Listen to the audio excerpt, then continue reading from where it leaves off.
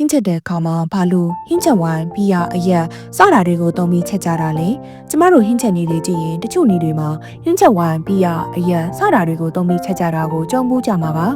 အကြောင်းရင်းကတော့အယ်ကိုဟောကဟင်းချက်တဲ့အခါမှာအောက်ပါကောင်းကျိုးတွေကိုပေးနိုင်လို့ပါနံပါတ်1အရသာပုံမှန်ကောင်းမှုစေခြင်းအယ်ကိုဟောကအစားအသောက်တွေရဲ့ပင်ကိုအရသာပိုကဲလာအောင်အများကြီးကူညီပေးနိုင်ပါတယ်ကိုထည့်တဲ့အယ်ကိုဟောအမျိုးအစားပေါ်မူတည်ပြီးပိုထွက်လာအောင်ပြုလုပ်ပေးတဲ့အရသာတွေတော့မတူကြပါဘူး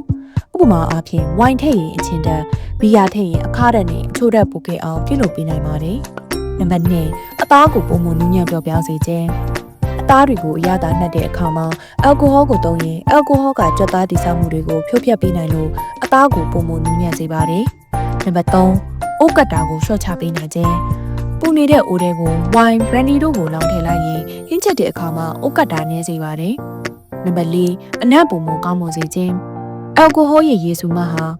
88.5 ဒီဂရီဆဲလ်စီယပ်ပဲရှိတာကြောင့်ဟင်းချက်တဲ့အခါမှာအယ်ကိုဟောကအငွေ့ပြန်သွားပြီးဟင်းထဲမှာအယ်ကိုဟောအရသာမကျန်ခဲ့ပေမဲ့အနံ့တော်ကျန်ခဲ့တာကြောင့်ဟင်းလျာများကိုအနံ့ပုံမွေးစေပါတယ်။ဒီလောက်ဆိုရင်ဟင်းချက်တဲ့အခါမှာအယ်ကိုဟောရဲ့အသုံးဝင်မှုတွေကိုသိလောက်ပြီးမလို့အယ်ကိုဟောကိုအသုံးပြုပြီးအရသာရှိတဲ့ဟင်းတွေအများကြီးချက်ကြည့်ကြအောင်နော်။အစားအသောက်နဲ့ပတ်သက်တဲ့ဗဟုသုတနဲ့သုံးဝင်တဲ့နည်းလမ်းတွေအတွက် Food Classroom Page လေးကို Like and Follow လုပ်ထားကြအောင်နော်။